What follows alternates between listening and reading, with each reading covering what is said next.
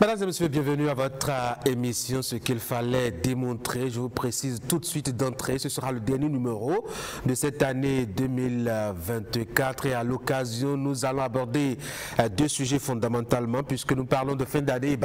Il y a un rendez-vous constitutionnel qu'honore le chef de l'État, notamment au mois de décembre. Il s'agit du discours sur l'état de la nation et ce vendredi, Patrice Talon devra se plier à l'exercice au-delà justement de cette tradition. Qu'est-ce qu'il faut lire de ce rendez-vous annuel? Qu'est-ce que cela apporte véritablement, je dois dire, à l'appréciation de ce qui est fait, de ce qui doit être fait dans la République? Comment est-ce que chacun apprécie la chose? Eh bien, autant de questions qu'on va poser donc à notre chroniqueur, analyste politique.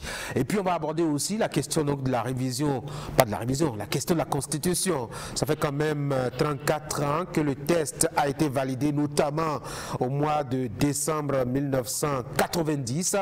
34 ans après, qu'est-ce qu'il est devenu? Comment est-ce que les générations qui ont suivi perçoivent ce document, malgré justement le toilettage qu'il a pu subir en 2019, notamment?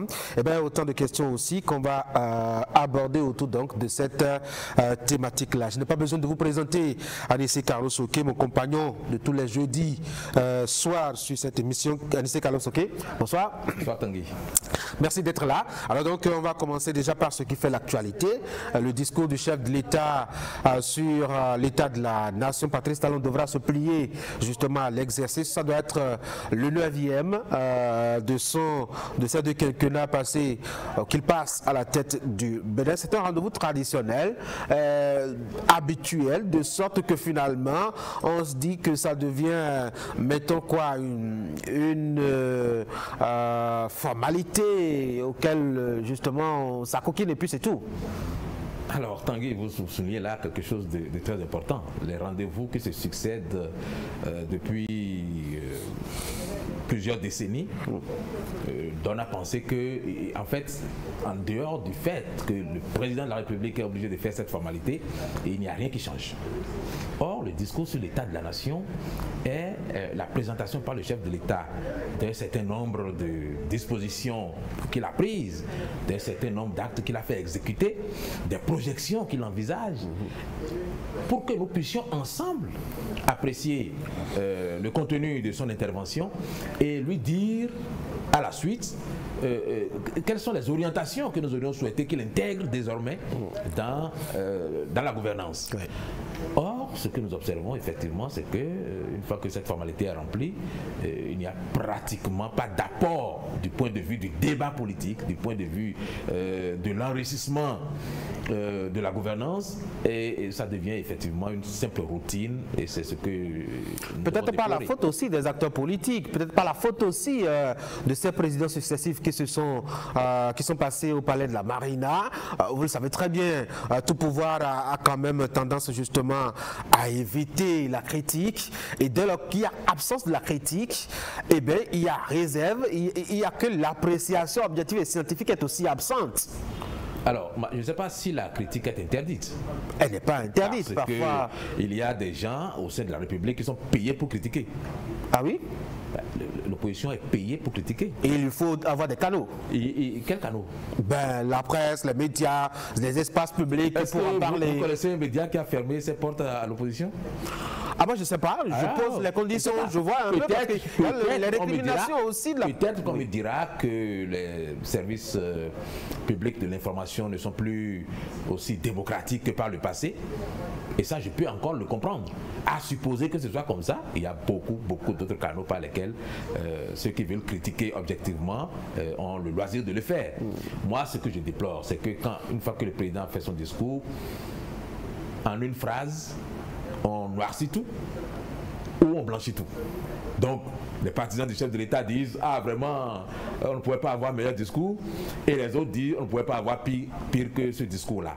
Une fois qu'on a dit ça, c'est comme si cette formalité n'apportait rien, en réalité, à l'amélioration de la gouvernance. Or, l'esprit, justement, de l'instauration de cet exercice, c'est de mettre à la disposition des citoyens tout ce qui est fait par le gouvernement, tout ce qui est envisagé ensuite, de façon à ce que l'opinion et surtout les partis politiques dans des débats véritablement fouillés, dans des débats profonds, puisse, point par point, faire ressortir un certain nombre d'incohérences, un certain nombre d'inexactitudes, un certain nombre de situations à revoir, de façon à ce que le président soit édifié. Puisqu'on ne peut pas tous les jours aller s'asseoir devant le président pour lui dire de ta gouvernance, je pense qu'il y a ceci à corriger, il y a cela à corriger. C'est cette circonstance-là. Et ça fait que normalement, un parti politique de l'opposition bien organisé devrait déjà depuis le 1er janvier prendre des notes au fur et à mesure pour que lorsque cet exercice est fait, il puisse y avoir de la matière pour enrichir. Oui, mais justement, quand l'opposition prend note et fait ses appréciations, on trouve qu'elle peint tout en noir. L'opposition, justement, est là pour remarquer le train qui est en retard, pas pour montrer du doigt le train qui est arrivé à l'heure et qui est arrivé avec les bagages au nombre et les voyageurs au nombre. C'est l'esprit avec lequel nous avons tous abordé le renouveau démocratique, qui donne à penser que le rôle des uns est de blanchir et celui des autres de noircir. C'est une absurdité. L'opposition ne peut pas non plus faire une critique objective sans reconnaître ce qui est déjà fait de positif et apporter quelque chose pour améliorer ce qui est déjà fait de positif. C'est ça la critique objective. Mais quand la seule mission que vous avez, c'est de dire tout ce que j'ai entendu, c'est du pipeau, il n'y a rien de bon dedans. Et ça fait avancer qui? Ça ne fait avancer personne. Oui, ça ne fait avancer aucun débat. Oui, mais de la même façon aussi, la posture qui consiste justement, et vous le verrez dès lundi matin, quand Patrice Talon a fini de faire son discours, la plupart de ceux qui prennent la parole dans son camp, dans les journaux, dans le quotidien, diront que tout est blanc, tout est blanc, etc. Et les autres diront tout est noir. Oui, on n'a pas bougé. Et à la fin, on ne bougera pas, justement. À la fin, on ne saura pas quel est l'intérêt de ce discours. Quel est l'intérêt du discours? Mais la faute est alors aux médias, parce qu'au moins les médias sont au milieu et peuvent éclairer à partir justement de l'observation qu'ils font des actions du gouvernement. Alors vous mettez vraiment le doigt sur un aspect très important de la question. Les médias ne font plus aucune analyse. Et c'est bien dommage. Les médias ne sont plus, comme par le passé, dans le relèvement du niveau du débat. On se contente de relayer ce que ceux de la mouvance veulent qu'on relaye et de relayer ce que ceux de l'opposition veulent qu'on relaye, si bien qu'au milieu, il n'y a plus d'arbitre. Les médias, c'était les arbitres. La société civile, c'était les arbitres. Eux aussi, ils avaient un agenda très précis qui leur permettait de dire de manière très précise, voilà ce qui nous paraît utile et bon dans ce que le chef de l'État a dit. Mais dans les projections, nous suggérons que. Parce que les suggestions, c'est ce qui permet au chef de l'État de prendre en compte toutes les aspirations des citoyens. Parce que nous sommes organisés dans différentes sensibilités. Et toutes ces sensibilités devraient normalement s'exprimer, faire une analyse critique et objective du discours du chef de l'État. Mais ce qu'on observe, c'est honnêtement, c'est une routine. Le chef d'État arrive, il fait son discours et quelques minutes après, les députés donnent une appréciation. Le lendemain, tout le monde a oublié qu'il a existé un discours sur l'état de la nation et on attend l'année prochaine pour écouter encore un autre discours. Et c'est une routine dramatique parce que le renouveau démocratique, c'est un processus évolutif qui se construit au fil des années. Mais depuis quelques années, il n'y a plus rien qui se construit dans ce domaine et nous sommes tous perdus, nous sommes tous dans une sorte de désorientation parce que nous ne savons plus ce que chacun doit faire, tout le monde étant en politique et tout le monde voulant se positionner en se taisant ou en parlant. Le chef de l'État, la Constitution le lui confère, c'est lui qui définit la politique nationale, les orientations nationales, les priorités aussi. En quoi est-ce que moi, mon analyse, mes propositions et suggestions devraient l'engager et devraient les considérer ou les prendre en compte? Parce que le constituant originaire a prévu cet exercice-là justement pour que vous et moi puissions intervenir. Parce que le chef de l'État n'est pas omniscient. Le chef de l'État n'a pas la science infuse. Il peut penser à faire de très belles choses et se tromper de bonne foi. Oui, mais il a défini son programme d'action. Il peut définir son programme et à partir des critiques que nous formulons, très objectivement, à partir de l'analyse que nous faisons de ce qu'il fait, il peut se dire, ah oui, Ah oui, je n'avais pas pensé à telle chose. Je n'avais pas pensé à tel autre aspect. Le but est en fait d'enrichir sa réflexion à lui et de l'amener à nous proposer un programme qui comporte un peu toutes les contributions que les différentes parties, les différentes sensibilités ont pu apporter à sa gouvernance. Mais lorsque tout le monde se tait, lorsque ses partisans se contentent de dire alors là, il n'y a rien à corriger, tout est bon. Que ses adversaires disent il n'y a rien à corriger, tout est mauvais. Oui, mais est-ce que ce n'est pas justement... Le constituant se serait trompé? Est-ce que ce n'est pas justement le contexte? Parce que justement, c'est pour équilibrer entre le chef de l'État qui tout seul a la prérogative constitutionnelle de, comment dire, de définir et de conduire la politique nationale dans tous les domaines. Dans tous les domaines. C'est lui seul qui s'assied, qui se dit l'école béninoise, voilà comment je la voudrais. La santé, voilà comment je la voudrais. L'agriculture, voilà comment je la voudrais. C'est lui seul. Il n'est pas omniscient. Et c'est pour ça que la Constitution a prévu qu'une fois qu'il a agi pendant toute une année, qu'il aille vers les citoyens, leur dire, bon, au cours de l'année, mon programme a prévu ceci, voilà ce que j'ai pu réaliser dedans, et voilà ce que je me propose à l'avenir de faire. Et à partir de ce moment, il appartient aux citoyens de dire, ben, puisque c'est en notre nom que tu fais ce que tu fais. Ça, moi j'aime. Mais j'aurais mieux aimé si tu avais fait comme ça. Donc, lui, en principe, ça lui permet d'avoir toute une moisson de propositions qui lui donne des orientations qu'il intègre dans son programme pour le bénéfice de toute la nation. Mais au lieu de ça, nous faisons de la politique politicienne. Parce que peut-être c'est l'atmosphère qui plaît justement aux différents chefs d'État qui se sont succédés. Ce n'est pas sous Patrice Talon que ça a commencé, ce n'est pas sous Boni Yayi que c'est né. On a toujours eu cette posture-là de c'est blanc ou c'est noir. C'est pour vous dire que quelque part, nous n'étions pas tout à fait prêts à faire un débat démocratique objectif. Et que pendant de nombreuses années, nous avons eu l'illusion. Nous nous sommes donné l'impression et le sentiment, et nous avons fait partager ça au monde, que nous étions dans un processus qui faisait grandir le Bénin. Mais en réalité, il y avait de grands esprits qui, à la sortie de la conférence nationale, avaient montré tout leur talent individuel pour enrichir le processus. Mais une fois que ces grands esprits ont disparu, vous voyez bien que la suite pose problème parce que la succession ne s'est pas préparée. On l'a dit, c'est le rôle des médias peut-être, mais pour qu'un homme, pour qu'une personne assure son rôle, pour qu'une structure ou une institution assure son rôle, il faut bien qu'il y ait un environnement qui le lui permette. Et vous n'êtes pas sans savoir que ces derniers temps, on a dégringolé notamment dans le classement de Reporters sans frontières, qui est comme le baromètre d'appréciation de la liberté de la presse, etc. Et que les conditions de vie des journalistes se sont dégradées. Quand on met ces éléments bout à bout, on peut comprendre justement l'indifférence des médias et justement qu'ils se limitent à jouer le rôle de telle personne a dit ça, telle personne a dit ça, et puis la vie continue. Alors, ce que je ne sais pas très bien, c'est que risque un homme de médias à dire très objectivement ce qui mérite d'être dit. Je ne sais pas ce que risque un journaliste aujourd'hui en faisant une critique objective.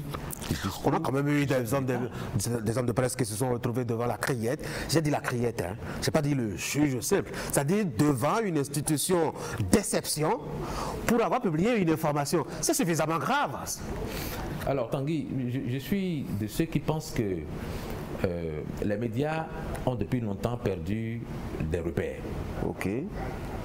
Et les hommes des médias ont depuis longtemps franchi le Rubicon en devenant des activistes politiques.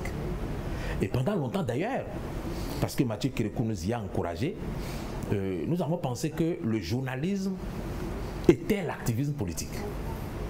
Et que le journaliste devait tous les matins frapper dur sur le président de la République et s'en prendre à sa personne si c'est nécessaire pour faire sensation.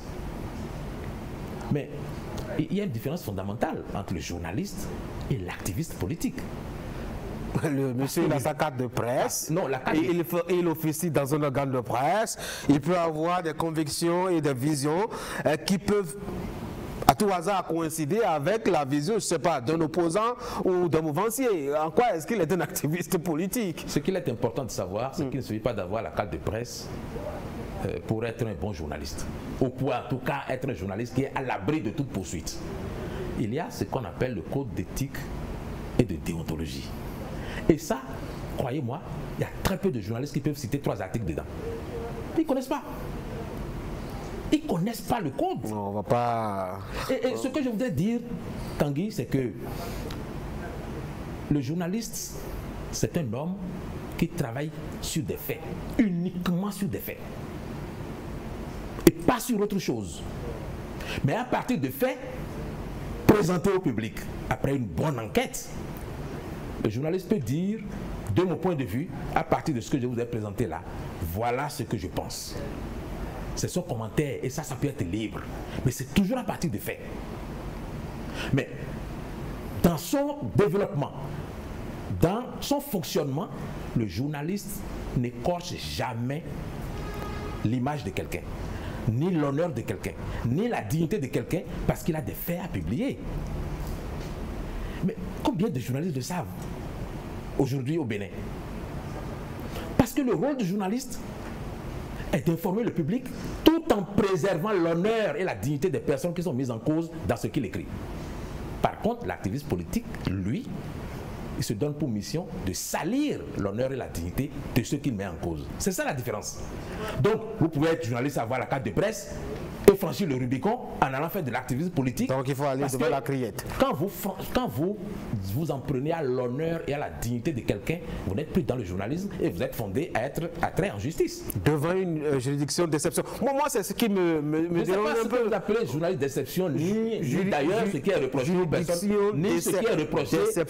Qu'est-ce qui est reproché? C'est de ne pas avoir suivi le code d'éthique et de déontologie.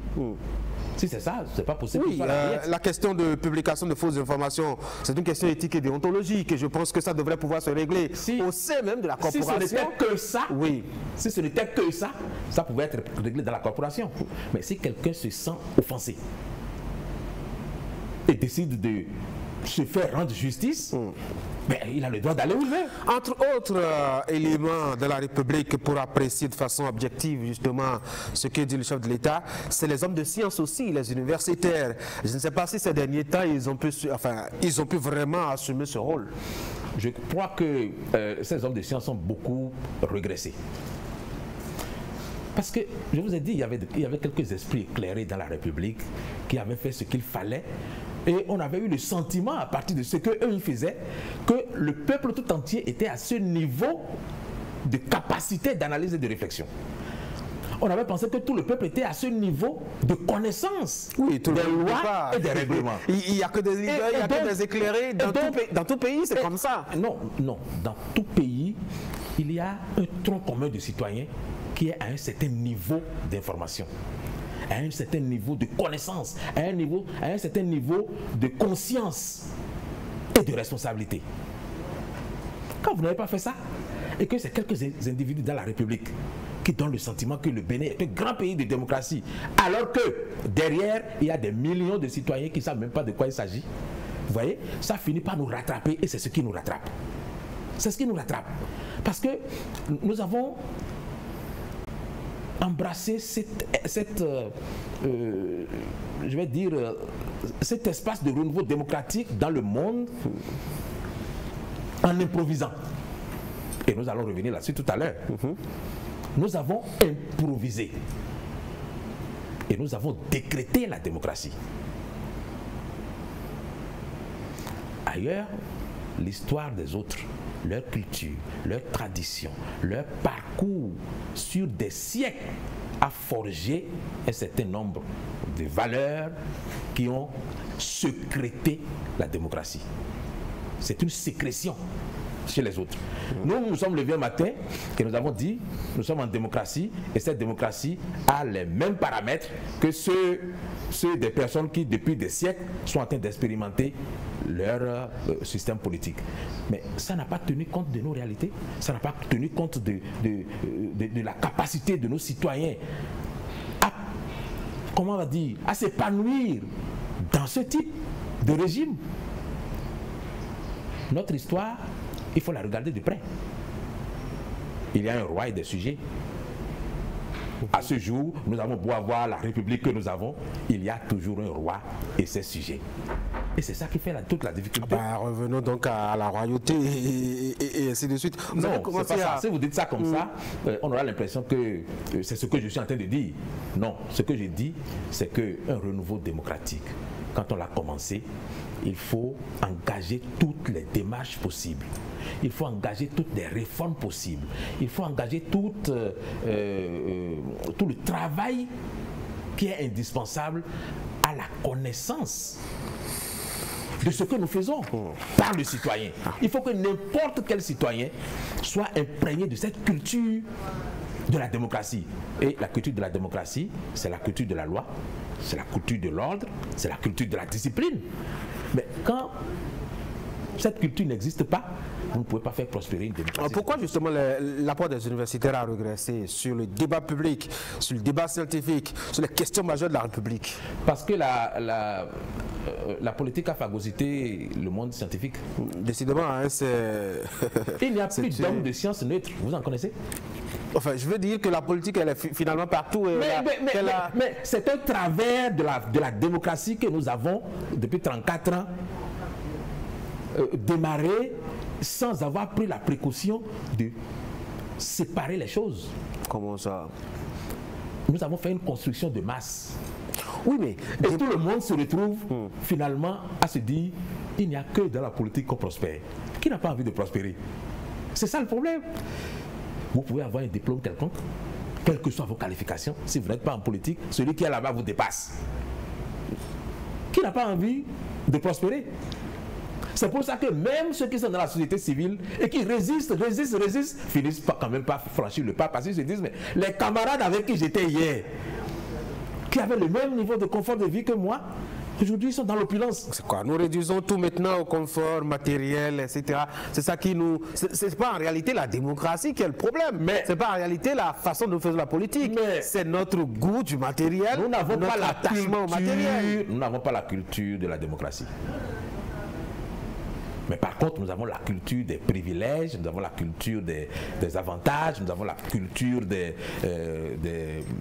gros salaires. Et ça finit par primer sur l'esprit même de la démocratie. Parce que quand vous regardez autour de vous, combien de personnes mènent le combat démocratique? Combien? Tout le monde a envie de suivre un régime et de se retrouver quelque part aussi pour en profiter.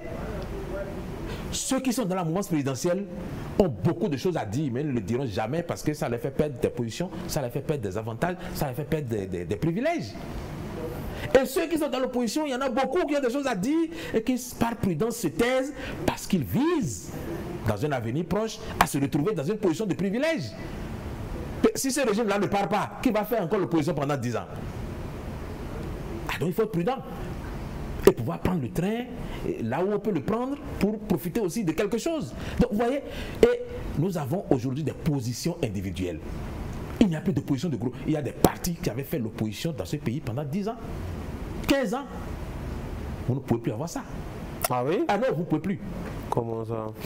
La réforme du système partisan permet quand même d'avoir ce clivage clair. Non, ça ne permet pas d'avoir le clivage, puisque vous observez que depuis quelque temps, même au sein des deux partis, il y a des jeux de yo-yo, il y a des jeux de chaises musicales, et ça fait qu'il y a une instabilité réelle, parce que les partis n'étaient pas fondés sur des convictions, les partis n'étaient pas fondés sur des intérêts de groupe. Les partis étaient fondés sur des intérêts individuels qui convergeaient. Voilà la différence. Vous avez commencé à évoquer tout à l'heure l'apport de la société civile aussi, qui, ma foi, s'est refroidi au cours des années. Si tant est que véritablement celui qui a fait la Constitution, écrit la Constitution en 1990, voudrait vraiment qu'on apprécie le discours du chef de l'État de façon objective et surtout qu'on lui fasse des apports, pourquoi il ne fait pas ouvrir le débat directement à l'Assemblée nationale? C'est quand même le lieu où est représenté le peuple. Le débat est ouvert à l'Assemblée nationale. Ah non, quand il finit son discours, ceux qui sont même présents dans l'hémicycle n'ont même pas le droit de se faire entendre. Il faut d'abord sortir de l'enceinte de l'hémicycle et aller sur la terrasse pour pouvoir se faire interviewer. Non. Ça, ce n'est pas le débat. Non, attention. le constituant a prévu un certain nombre de dispositions pour que la présence du chef de l'État n'offre pas l'opportunité à certains de lui faire des affronts, de lui manquer de respect, de l'humilier. Donc, quand il fait son discours, personne ne parle. Mais ça n'empêche pas l'Assemblée nationale, une fois le discours terminé, une fois le chef de l'État parti, de choisir un jour quelconque, après, pour dire, nous avons écouté le discours du chef de l'État. Ce n'est plus à chaud. Mais d'abord, le débat politique n'est pas forcément à chaud. Le débat politique, ce n'est pas forcément à chaud. Le débat politique, ce sont des idées. Ce sont des améliorations, des corrections qu'on pense apporter. Mais le discours sur l'état de la nation, il fut un temps où, quand le chef de l'État faisait ce discours, pendant une semaine, il n'y avait que ça dans les médias. Parce qu'il y avait tellement, chacun avait quelque chose à dire. Demandez au président Nicéphore Soglo si après le discours sur l'état de la nation, il a pu dormir pendant une semaine. C'était pas possible. Parce que, comme je vous l'ai dit, il y avait quelques esprits éclairés qui avaient élevé véritablement le niveau du débat. Mais une fois que ceux-là se sont retirés, que la nature a voulu qu'ils ne soient plus en position de s'exprimer, parce que, croulant sous le poids de l'âge, ceux qui ont suivi n'avaient plus le même éclairage. Et ça donne ce que nous avons aujourd'hui, parce que la culture que les premiers avaient, ils ne l'ont pas acquise ici. Ils l'ont acquise pour la plupart lorsqu'ils étaient en exil dans des pays de démocratie.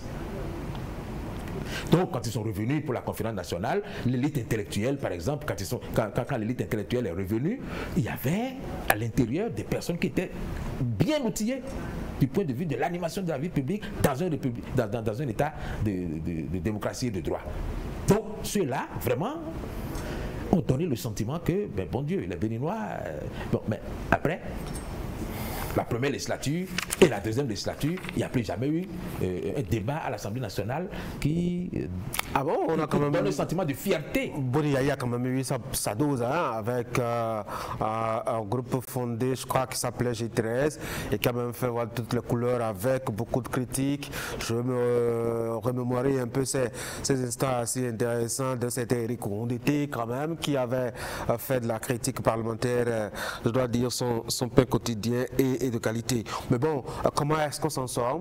Retournons à la royauté, comme je dis. Non, on ne retourne pas à la royauté du tout. On fait comment? Parce que j'ai l'impression que tous les compartiments de la société sont pourris par la politique et chacun attend son tour pour profiter de la manne. Si vous voulez mon avis, lorsque les révolutionnaires prenaient le pouvoir en 1972, ils avaient un problème à régler. Et ce problème, c'était l'incompréhension qu'il y avait tous les jours, les tiraillements entre les hommes politiques qui retardaient le pays et créaient des frictions et menaçaient de créer une implosion.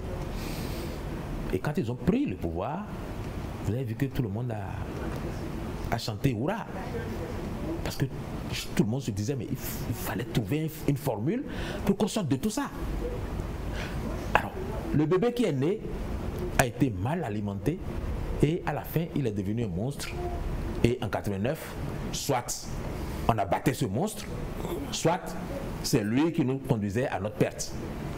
Et Dieu merci, il y a eu des esprits éclairés pour trouver les voies et moyens de faire une transition pacifique et de régler les problèmes du pays de la façon la plus consensuelle possible. Depuis 1990, quand nous avons tué l'ancien bébé et qu'un autre est né, il a été également mal alimenté. Et si vous voulez mon avis, aujourd'hui, nous sommes encore en face d'un monstre. Donc, que nous devons tuer. Il faut une révolution. Que nous devons tuer pour préserver ce qui peut l'être, ou alors il nous entraînera vers des travers regrettables. Comment est-ce qu'on a pu faire naître un monstre à nouveau, alors que la démocratie, c'est quand même, mettons quoi, ce qu'on nous a présenté comme la solution à tous les maux, en tout cas les maux politiques et les déviances de gouvernance politique. Aujourd'hui, l'acte qui fonde la naissance, je dois dire, de ce que vous appelez ce monstre, c'est quand même la Constitution du 11 décembre 90 qui le 11 décembre passé, fêtait ses 34 ans. On a fait du chemin.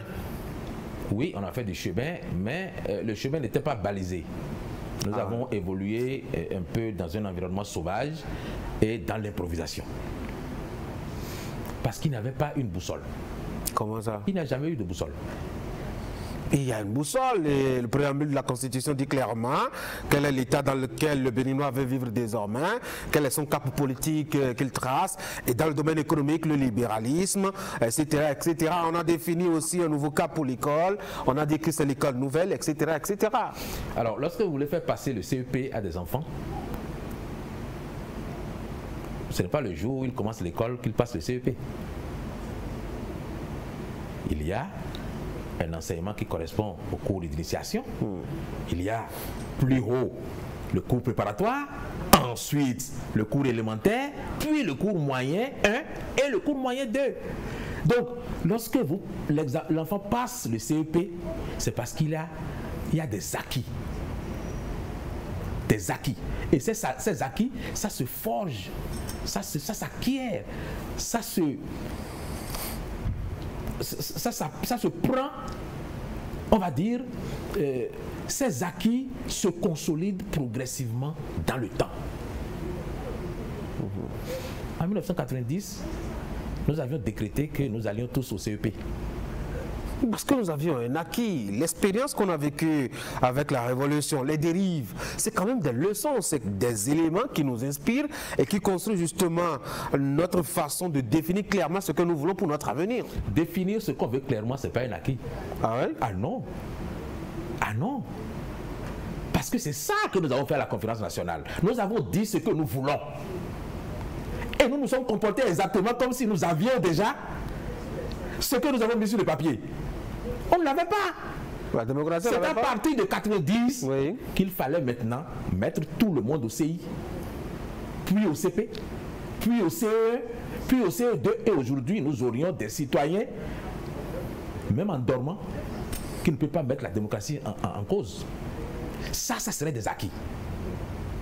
Nous aurions aujourd'hui des citoyens qui ne penseraient jamais à faire une remise en cause de l'ordre constitutionnel parce que leur cerveau aurait été bien lavé. C'est quoi cette juxtaposition entre l'école et ce que nous avons... C'est un exemple que je donne pour dire je veux comprendre. Qu'est-ce qu'on aurait dû faire? Ce que vous n'avez pas appris, oui, vous ne le connaissez pas. Qu'est-ce qu'on n'avait pas appris? Ce qu'on n'a pas appris, c'est qu'est-ce que la démocratie? Qui nous l'a appris? On l'a enseigné à l'école. Qui? À l'école, on avait commencé justement à l'expliquer, à l'enseigner aux enfants qui ont grandi avec. Celui qui est né en 1990. Est-ce qu'on peut dire ce qu'on a enseigné précisément aux enfants? La démocratie? Oui, mais quoi? C'est la gouvernance du peuple par le peuple et pour le peuple. C'est ça l'acquis? Ah ben... Si c'est ça, nous avons cet acquis. Et qu'est-ce qu'il faut d'autre? Ce qu'il faut d'autre, oui, c'est la conscience citoyenne. C'est l'élévation de l'esprit du citoyen. La connaissance des principaux leviers de la démocratie par chaque citoyen. La connaissance des devoirs d'un citoyen dans un état de droit. La connaissance des droits d'un citoyen dans un état de droit. Si vous prenez 10 citoyens, où que vous voulez, même à l'université, ils ne peuvent pas vous dire 2 mots sur ce que c'est que leurs droits et leurs devoirs. Ils ne savent pas. Ils l'ont pourtant récité je parle de l'université. Ils l'ont pourtant récité à l'école, les droits d'un citoyen, d'un bon citoyen, les devoirs d'un bon citoyen, je dois payer mes impôts. Mais le problème, c'est que notre démocratie est à l'image de notre école. Comment ça? Elle est théorique. Tout le monde parle gros français, mais personne ne sait rien faire de ses mains. Comment Je vous dis ce que je pense. D'accord. Je suis anticonformiste. Je ne suis pas de ceux qui applaudissent parce que tout le monde applaudit. Notre démocratie est à l'image de notre école, qui forme des citoyens qui sont capables de tout expliquer, qui sont capables de tout comprendre, parce qu'ils ont lu tellement de livres. Mais dans l'application, il n'y a rien. Sinon, regardez l'état de notre pays. Regardez l'état de... autant de personnes qui sont allées à l'école dans notre pays. Est-ce que nous méritons d'avoir l'État? Non, mais est-ce que nous méritons d'avoir un pays dans l'État où il est là? C'est la proportion de ceux qui sont allés à l'école par rapport à ceux qui n'y ont pas été. Et quand la balance est déséquilibrée, forcément que c'est difficile pour Si déjà la balance est déséquilibrée et qu'il n'y a plus de personnes qui ne sont pas allées à l'école, c'est que, quelque part, les politiques publiques ont failli. Il n'y a pas eu de boussole, c'est ce que je vous dis. Il n'y a pas eu de boussole.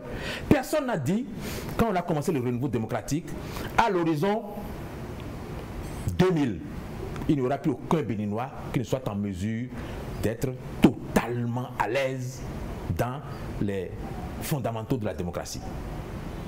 Qui ne sache pas de quoi on parle quand on parle de démocratie, quand on parle d'élection, qui n'ait pas une conscience suffisamment élevée pour savoir que les élections, on ne les achète pas, on ne les vend pas. Cela Qui a une conscience suffisamment élevée pour savoir que quand on fait l'opposition, voilà ce qu'on peut et voilà ce qu'on ne peut pas faire. Quand on est de la mouvance présidentielle, voilà ce qu'on a le devoir de faire et voilà ce qu'on ne peut pas faire. Mais vous voyez bien que les citoyens ne sont même pas dans un mouvement qui les fait grandir. Parce qu'ils sont aujourd'hui dans la mouvance présidentielle et demain dans l'opposition. Ils sont libéraux aujourd'hui, demain ils sont socialistes. Et c'est mélangé. Et vous pensez que comme ça on acquiert quoi que ce soit? Nous sommes dans un bordel total. Et nous faisons semblant de copier un système qui se limite à faire des élections à date régulière et de temps en temps à changer de président de la République. Et pour nous, tout va bien. Tout commence par là d'abord. Parce que la définition, comme on l'a dit tout à l'heure, de politique publique et de l'orientation nationale, justement, émane, en tout cas le pouvoir est concentré dans les mains du président.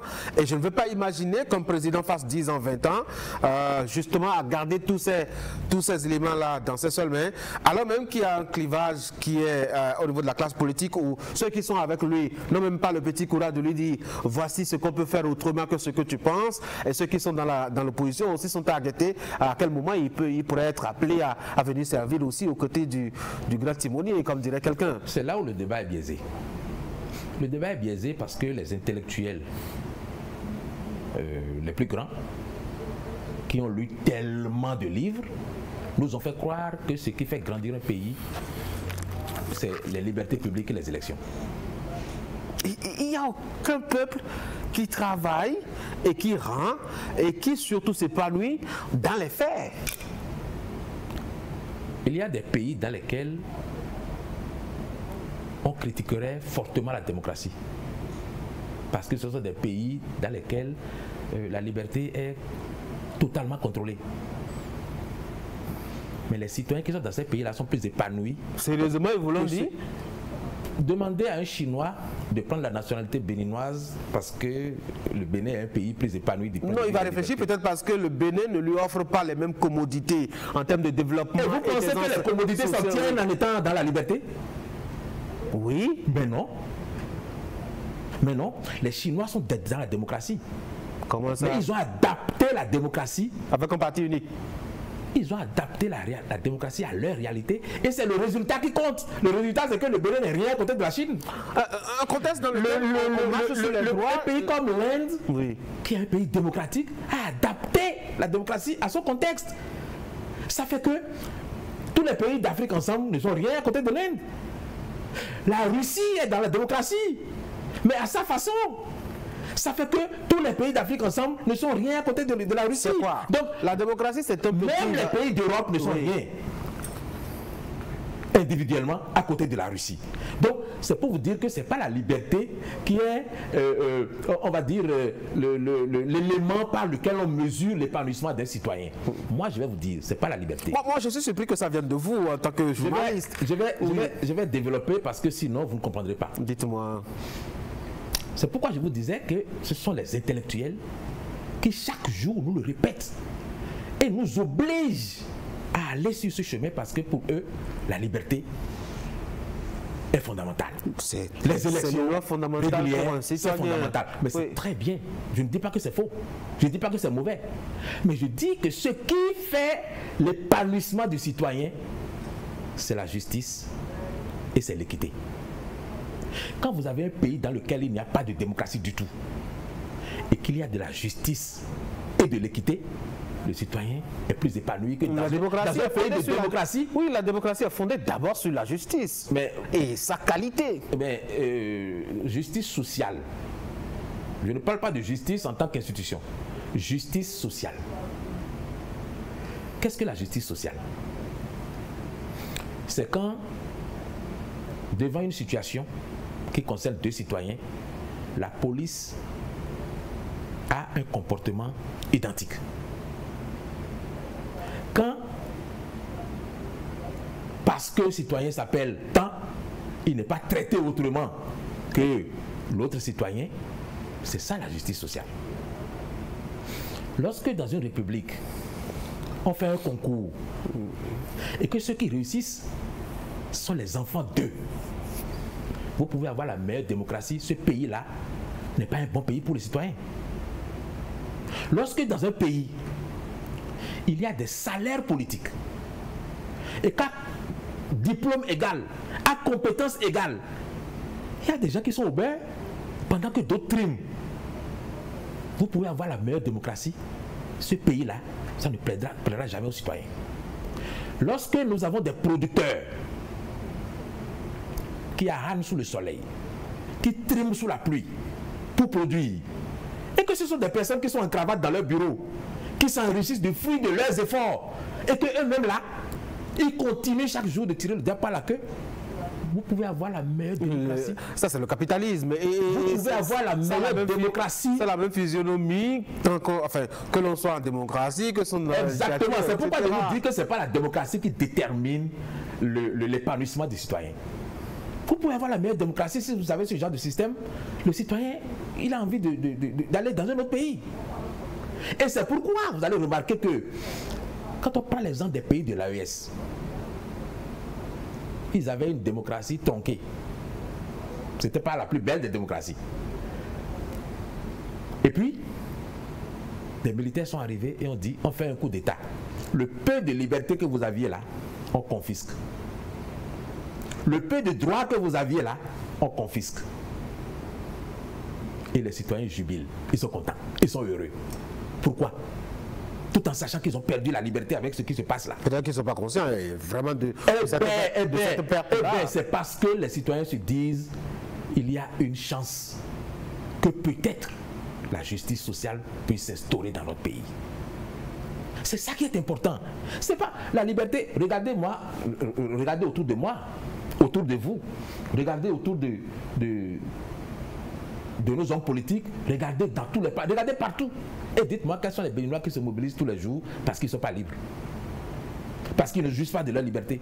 Dites-moi. La liberté. Ils ont peur je vous ai dit, c'est un concept qui oui. alimente une certaine catégorie d'individus qui, par leurs paroles, par leurs propos, par leurs actes, ont un intérêt particulier à ce que ce concept-là continue d'être valorisé parce que ça les valorise eux-mêmes. Ça leur donne le sens, ça leur donne un combat, ça leur donne une motivation. Le citoyen ordinaire n'est pas concerné par les questions de liberté. Il n'est pas concerné par ça. Il ne réclame que la justice sociale et l'équité. Le jour où nous aurons un pays de justice sociale et d'équité, nous serons un très grand pays. Mais nous avons été premiers sur le plan des libertés. Premiers en Afrique. Oui. Troisième dans le monde. Oui. Nous étions un grand pays. Ça nous a attiré quand même les meilleurs regards, les bons regards. Sûr. Ça nous a attiré les chimères. C'est les chimères. Parce que justement, des bailleurs de fonds ont investi au Bénin parce que nous avions cette position. Parce que ces bailleurs ont intérêt à ce que nous continuions de croire que c'est la fin en soi. Que c'est le but. Et que nous continuons de ne nous intéresser qu'à ça. De ne nous battre que pour ça. Mais pendant ce temps, eux qui nous ont mis ça dans les pattes là, ils savent ce qu'ils font. Vous voyez? Donc, c'est pour vous dire que la démocratie, c'est le meilleur des systèmes. Mais une démocratie qui n'est pas adaptée à votre histoire, à votre sociologie, à vos valeurs, est une démocratie qui est perdue d'avance. Et c'est pour ça que j'insiste pour dire qu'aujourd'hui, nous avons en face un monstre. Soit nous le tuons pour qu'il y ait un autre bébé, soit ce monstre nous entraîne. Des assises nationales, je ne sais pas moi. Des assises nationales s'imposent effectivement pour changement de régime ou je ne sais pas. Les assises nationales s'imposent pour redéfinir nos objectifs et savoir où nous allons maintenant. En 90, nous avons mis sur le papier un certain nombre de choses, mais c'est resté sur le papier. Parce que nous avons considéré qu'il suffisait de l'écrire pour que ça devienne un acquis. Et j'entends les intellectuels parler d'acquis de la conférence nationale. Oui. Il n'y avait aucun acquis. Il y avait des acquis. À part le fait que le Bénin a montré à la face du monde qu'il a du génie. Il a une capacité de mobiliser ses fils et ses filles autour des problèmes pour discuter. C'était le seul acquis. En dehors de ça, il n'y a aucun autre acquis. Ce qu'on a acquis, c'est quand même que, en principe, je dis en principe, nul ne devrait plus aller en prison pour ses prises de position. Mais ce n'est pas un acquis. C'est un acquis. C'est un idéal qui était projeté. C'était un acquis, justement. C'est ça ce que je vous dis. C'était juste un idéal qui était projeté. Pour que personne n'aille en prison, il faut que les citoyens aient quelque chose dans la tête et sachent comment on se comporte. Que ceux qui sont les gouvernants aient quelque chose dans la tête et savent comment on se comporte. Mais personne n'est éduqué. Moi, je parle d'éducation sur ce plateau tous les jours. Mais il faut faire la distinction entre l'éducation et l'instruction. Parce que le Béninois est un être bien instruit. Les Béninois sont très bien instruits. Et mal éduqués. Et mal éduqués. Ah oui, hein? Très mal éduqués. Parce que c'est l'éducation qui prend en compte le volet comportemental. Dans une démocratie, comment on se comporte? Dans une démocratie, face à telle situation, qu'est-ce qu'on fait? Dans une démocratie, quels sont les devoirs qu'on accomplit sans attendre que qui que ce soit vienne vous le rappeler? Prenez notre circulation routière. Enlevez les policiers de partout. Vous savez ce qui va se passer? Qu'est-ce qui va se passer? Vous verrez le vrai visage. Qu'est-ce qui va se passer? Vous verrez le vrai visage de notre démocratie. tricolores qui ne vont pas marcher, non? C'est-à-dire que vous verrez chacun aller dans n'importe quel sens. Vous verrez un embouteillage monstre parce que personne ne respecte les règles. Personne ne connaît les règles. Et même ceux qui connaissent n'ont pas la culture de l'autodiscipline et de la responsabilité. C'est ça qui fait une démocratie. L'autodiscipline et le sens de la responsabilité. Quand la majorité des citoyens a acquis ça, on ne fait aucun combat pour quoi que ce soit. Il n'y a aucun combat à faire. C'est ça l'acquis. Et ça s'acquiert. Il y a des combats. Si vous permettez la tautologie, ça s'obtient, c'est acquis dans la durée. Mais nous n'avons rien planifié dans la durée. Nous n'avons que des mandats de 10 ans, enfin de 5 ans renouvelables, pendant lesquels aucun chef d'État ne se croit obligé de continuer ce que son prédécesseur du moins a fait.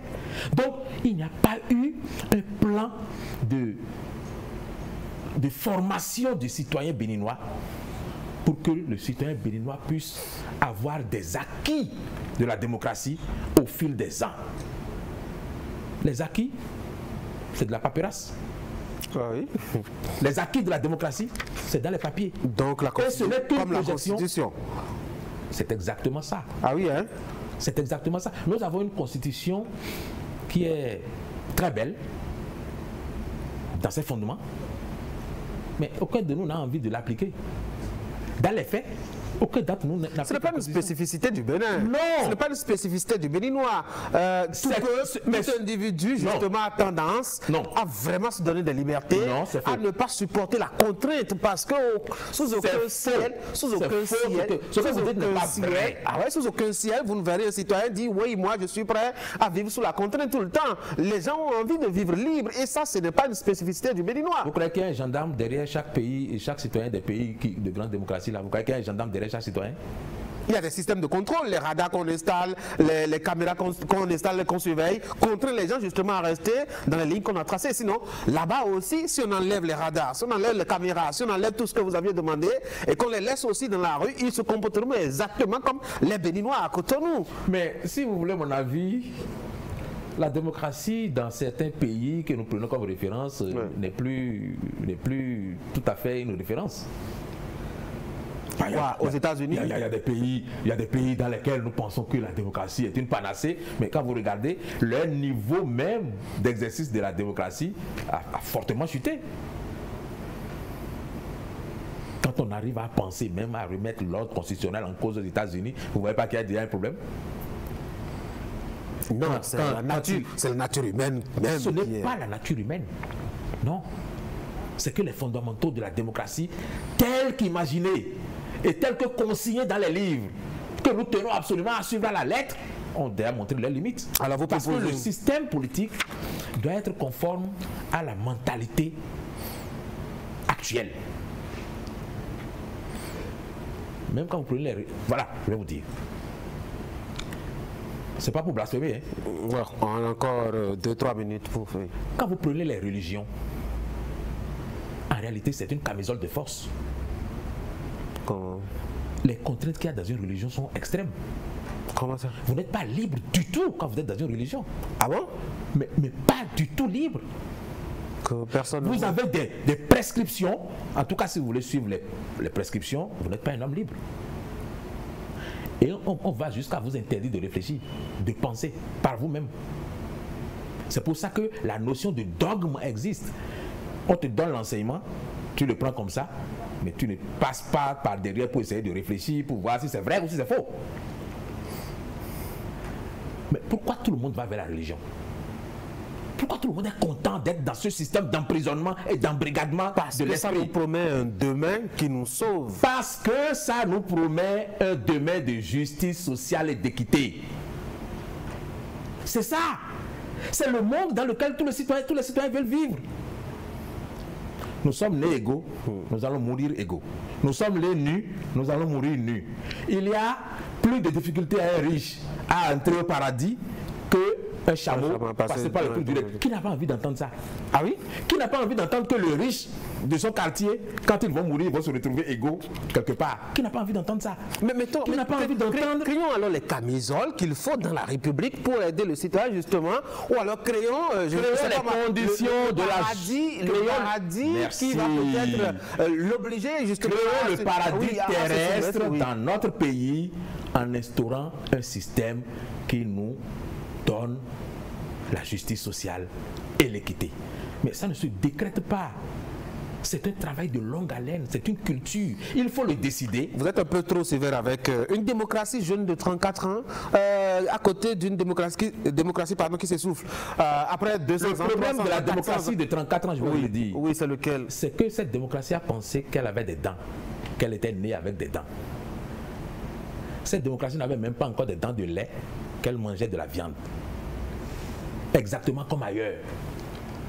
Alors que les autres ont poussé des dents de lait, les ont remplacées et ont fini par avoir des molaires durs dans le temps avant de pouvoir manger de la viande. Quand vous avez un bébé qui est né, qui n'a pas encore de dents, à qui vous donnez de la viande, vous fabriquez un monstre. Quand le bébé ne sait pas encore aller à quatre pattes et que vous l'obligez à marcher, vous fabriquez un monstre. C'est ce que nous essayons de faire depuis 34 ans. C'est les assises nationales qui vont nous aider à nous débarrasser de ce monstre. Si nous ne faisons pas des assises nationales pour repenser notre système politique. On s'est trop assis pour réfléchir et discuter dans ce pays. Depuis 34 ans, on ne s'est plus jamais assis. Ah oui? Non. On a fait les assises de 34 ans, je vais vous le dire, c'était des assises conjoncturelles. Circonstanciel. Oui, donc, parce que le moment était difficile. Les gens ont fait ce qu'il fallait faire en ce moment-là pour régler le problème. Nous y sommes maintenant, comme vous le dites. Ensuite, nous n'avons pas fait ce qu'il fallait pour que le problème soit vraiment résolu. Parce que nous sommes sortis de la révolution avec une certaine mentalité que personne n'a corrigée. Et c'est pour ça qu'aujourd'hui, nous avons encore une république dans laquelle il y a un roi et des sujets. Le reste, ce n'est que des artifices, le reste, ce n'est que des enjoliveurs. La réalité de notre culture, la réalité de notre sociologie, la réalité de notre histoire, nous ne pouvons jamais la gommer. Donc, la démocratie, elle est bonne, elle est excellente. Mais nous la prenons et nous l'adaptons à notre histoire, à notre sociologie et à nos valeurs culturelles. Anissé Karosoké, merci beaucoup. C'est moi qui vous remercie. Mesdames et messieurs, c'est la fin de cette émission. Merci d'avoir été là. Je vous le rappelle encore une fois, ce sera la dernière émission de cette année 2024. On va se retrouver l'année prochaine, certainement, pour engager de nouvelles thématiques de discussion inspirées de l'actualité nationale. D'ici à là, portez-vous bien et bonne période de fête.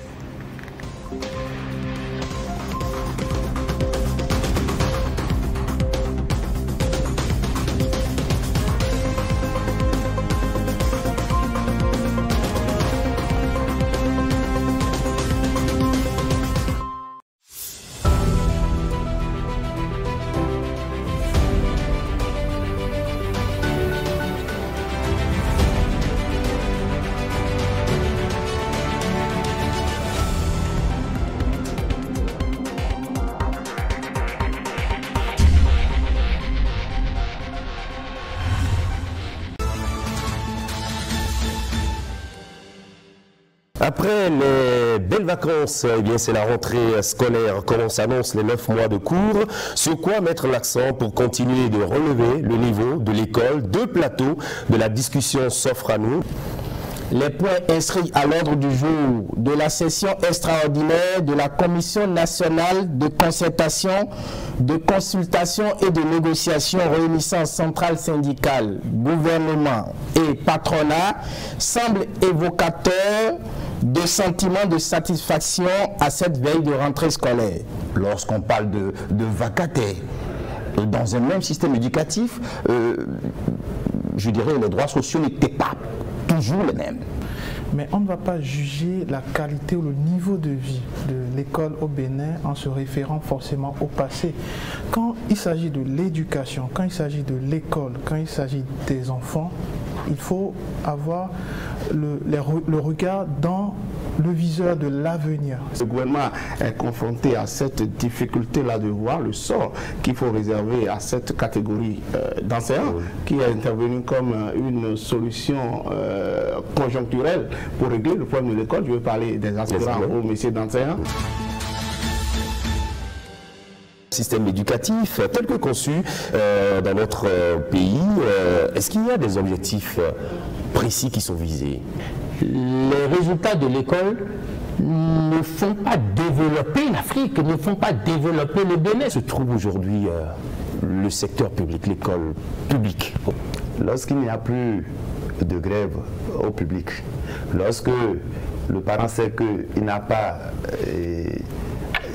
quelque chose à payer de ce côté, ça fait qu'on a l'affluence. On voit tout le monde aller à l'école, on envoie aussi l'enfant à l'école. L'enfant n'a pas de motivation. Vous faites tout possible pour être responsable de votre enfant. Parce que quoi? Lorsque l'enfant viendra au chômage là, ce n'est pas le ministre qui va souffrir, ce n'est pas le gouvernement qui va souffrir, mais vous allez souffrir. La rentrée est là. Qu'est-ce qu'il faut faire? Tout ce qui se faisait ne rentre plus comme aujourd'hui.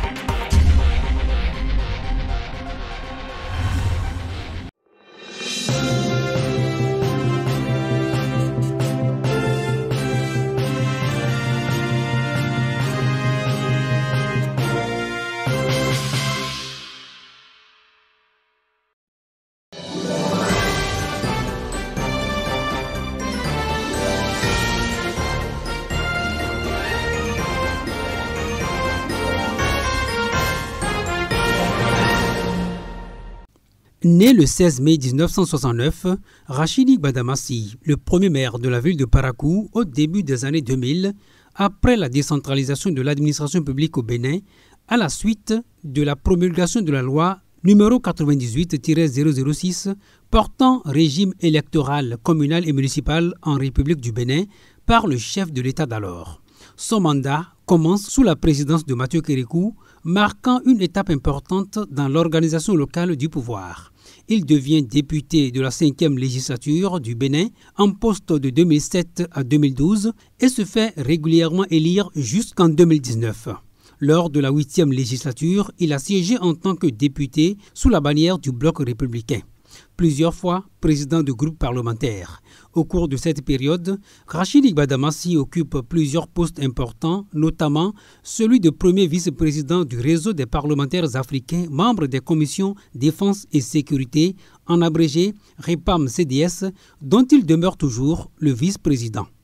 Il a présidé également la commission des relations extérieures, de la coopération au développement, de la défense et de la sécurité au sein de cette organisation parlementaire. Rachidi Gbadamassi est titulaire de 2 masters, le premier en sciences politiques et relations internationales et le second en stratégie de défense et sécurité.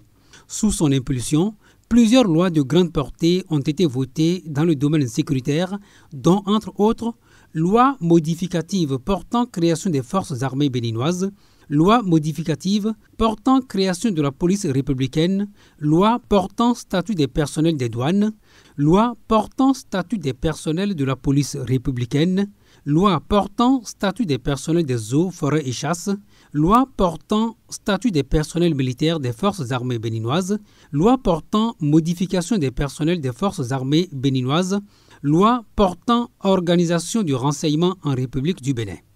Maire et député, nanti de plus d'une vingtaine d'années d'expérience parlementaire, avec à la clé des postes stratégiques au plan politique, l'homme semble bien être dans son marigot et pourrait combler les attentes de Patrice Talon à ce poste de ministre conseiller à la défense et à la sécurité.